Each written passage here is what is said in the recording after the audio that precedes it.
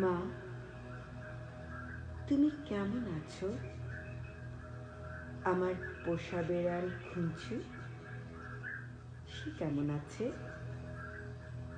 সে রাত্রিরে কার পাশে শোয়? দুপুরে যেন আলী সাহেবদের বাগানে না যায়। মা, ঝিঙে মাচায় ফুল এসেছে। তুলিকে আমার জুড়ে শাড়িটা পরতে বলো, আঁচলের ফেসোটা যেন সেলাই করে নেয়। তুলিকে কত মেরেছি, আর মারব না। আমি ভালো আছি, আমার জন্য চিন্তা করো না। মা, তোমাদের খড়ের চালে নতুন খড় দিয়েছ? এবারে বৃষ্টি হয়েছে খুব। তরফদার বাবুদের পুকুরটা কি ভেসে গেছে? কালু ভুলুরা মাছ পেয়েছে কিছু?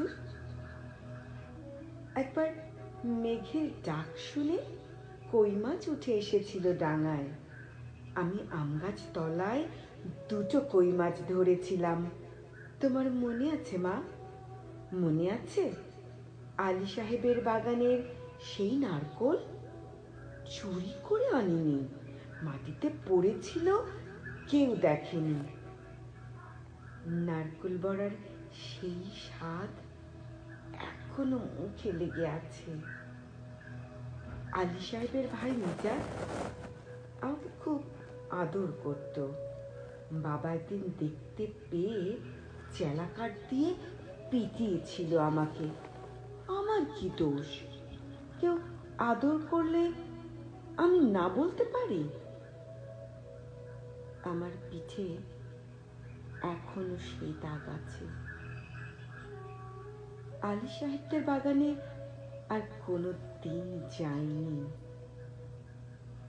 আমি আর কোনো বাগানে যাই না। সেই দাগটায় হাত বুলিয়ে বাবার কথা মনে পড়ে। বাবার জন্য আমার খুব কষ্ট হয়। আমি ভালো আছি, খুব ভালো আছি। বাবা যেন আমার জন্য একটুও না ভাবে। তুলি কি এখনো ভূতের ভয় পায়? তুলি আর আমি পুকুর ধারে কলা বউ দেখেছিলাম। সেই থেকে তুলির ফিটের ব্যারাম শুরু হলো। দাদা সেই কলা গাছটা কেটে ফেললো। আমি কিন্তু ভয় পাইনি। তুলিকে কত খেপিয়েছি। আমার আবার মাঝ রাত্রে সেই কলা বউ দেখতে ইচ্ছে করে। হ্যাঁ, ভালো কথা। দাদা কোনো কাজ পেয়েছে? নকুরবাবু যে বলেছিল বহরমপুরে নিয়ে যাবে। দাদাকে বলো ওর ওপর আমি রাগ করিনি। রাগ পুষে রাখলে মানুষের বড় কষ্ট। আমার শরীরে আর রাগ নেই। আমি আর এক ফোঁটাও কাঁদি না। মা, আমি রোজ দোকানের খাবার খাই। হোটেলে থেকে দুবেলা আমার খাবার এনে দেয়।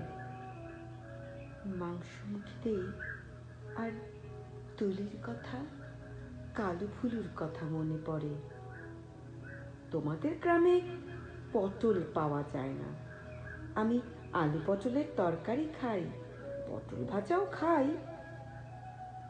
হোটেলে কিন্তু কখনো শাক রান্না হয় না। পুকুর পাড় থেকে তুলি আর আমি তুলে আনতাম কলমি শাক। কি ভালো, কি ভালো! বিনা পয়সায় কোনো দিন আর কলমি শাক আমার ভাগ্যে জুটবে না। জোর হাওয়া দিলে তাল গাছের পাতা সরসর করে, ঠিক বৃষ্টির মতো শব্দ হয়। এই ভাদ্র মাসে তাল পাকে, ঝিপ ঝিপ করে তাল পড়ে। বাড়ির তাল গাছ দুটো আছে তো। কালুর তালের বড়া বড় ভালোবাসে, একদিন বানিয়ে দিও। তেলের খুব দাম জানি, তবু একদিন দিও। আমাকে বিক্রি করে দিয়ে 6,000 টাকা পেয়েছিলে, তা দিয়ে একটা গরু কেনা হয়েছে তো। সেই গরুটা ভালো দুধ দেয়। আমার মতন মেয়ের চেয়ে গরু অনেক ভালো। গরুর দুধ বিক্রি করে সংসারে সুসার হয়, গরুর বাছুর হয়, তাতেও কত আনন্দ হয়। বাড়িতে কন্যা সন্তান থাকলে কত জ্বালা। দুবেলা ভাত দাও রে, শাড়ি দাও রে, বিয়ের জোগাড় করো রে। হাবলু, মিজান, শ্রীধরদের থাবা থেকে মেয়েকে বাঁচাও রে। আমি কি বুঝি না? সব বুঝি, সব। কেন আমায় বিক্রি করে দিলে তাও তো বুঝি। সেই জন্যই তো আমার কোনো রাগ নেই, অভিমান নেই। আমি তো ভালোই আছি, খেয়ে পড়ে আছি। তোমরা ওই টাকায় বাড়িঘর সারিয়ে নিও ঠিকঠাক। কালু ভুলুকে স্কুলে পাঠিও, তুলিকে ব্রজিন ডাক্তারের ওষুধ খাইও। তুমি একটা শাড়ি কিনো, বাবার জন্য একটা ধুতি, দাদার একটা ঘড়ির শখ, তাকে ও টাকায় কুলোবে? আমি কিছু টাকা জমিয়েছি, সোনার দুল করিয়েছি। একদিন কি হলো জানো মা? আকাশে খুব মেঘ জমেছিল। দিনের বেলা ঘুরঘুটি অন্ধকার। মনটা হঠাৎ কেমন কেমন করে উঠল। দুপুরবেলা চুপি চুপি বেরিয়ে ট্রেনে চেপে বসলাম। স্টেশনে নেমে দেখি একটা মাত্র সাইকেল রিক্সা। খুব ইচ্ছা হলো একবার বাড়িটা দেখে আসি। রথতলার মোড়ে আসতেই কারা যেন চেঁচিয়ে উঠল, কে যায়, কে যায়? দেখি যে হাবলু শ্রীধরদের সঙ্গে তাস খেলছে দাদা। আমাকে বলল, হারামজাদি, কেন ফিরে এসেছিস? আমি ভয় পেয়ে বললাম, ফিরে আসিনি গো, থাকতেও আসিনি, একবার শুধু দেখতে এসেছি। হাবলু বলল, এটা একটা বিভুষ্যে মাগি। কি করে জানলো বলো তো? তা কি আমার গায়ে লেখা আছে? আর একটা ছেলে, চিনি না, বলল, ছি ছি ছি, গায়ের বদনাম। হাবুল রিক্সাওয়ালাকে চোখ রাঙিয়ে বলল, ফিরে যা। আমি বললাম, দাদা, আমি মায়ের জন্য কটা টাকা এনেছি, আর তুলির জন্য। দাদা টেনে এক চড় কষালো আমার গালে। আমাকে বিক্রির টাকা, হকের টাকা, আর আমার রোজগারের টাকা, নোংরা টাকা, দাদা সেই পাপের টাকা ছোঁবে না, ছিনিয়ে নিল শ্রীধর। আমাকে ওরা দূর দূর করে তাড়িয়ে দিল। আমি তবু দাদার উপরে রাগ করিনি। দাদা তো ঠিকই করেছে। আমি তো আর দাদার বোন নই, তোমার মেয়ে নই, তুলির দিদি নই। আমার টাকা নিলে তোমাদের সংসারে অকল্যাণ হবে। না না, আমি চাই তোমরা ভালো থাকো, গরুটা ভালো থাকুক, তাল গাছ দুটো ভালো থাকুক, পুকুরে মাছ হোক, ক্ষেতে ধান হোক, ঝিঙে মাচায় ফুল ফুটুক। আর কোনো দিন ওই গ্রাম অপবিত্র করতে যাব না। আমি খাট বিছানায় শুই, নীল রঙের মশারি, দোরগোড়ায় পাপোশ আছে, দেওয়ালে মা দুর্গার ছবি, আলমারি ভর্তি কাচের গ্যালাস, বন বন করে পাখা ঘোরে, সাবান মেখে রোজ চান করি। এখানকার কুকুরগুলো সারা রাত ঘেউ ঘেউ করে।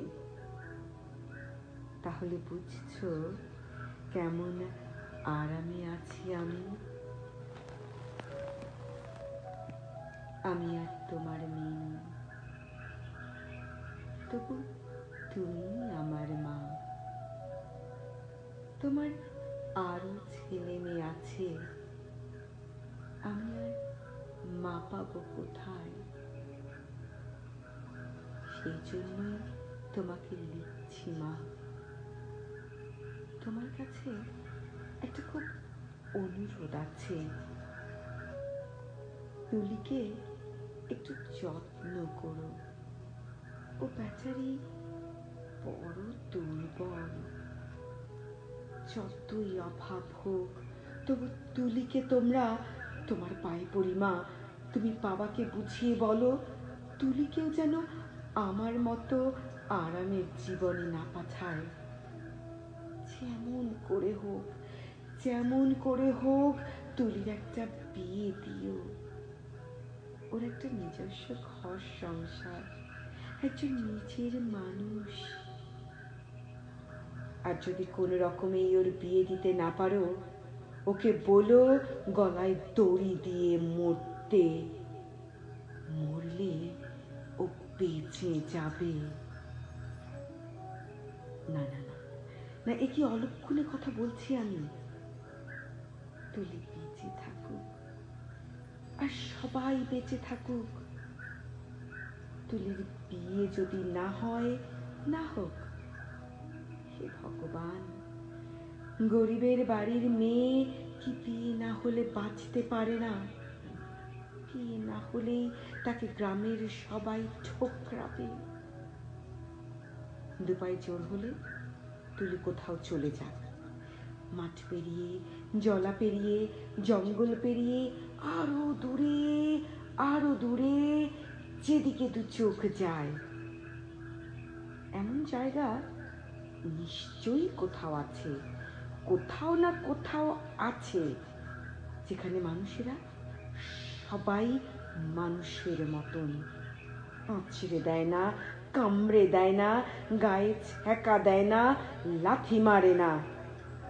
যেখানে একটা মেয়ে শুধু মেয়ে নয়, মানুষের মতো বাঁচতে পারে।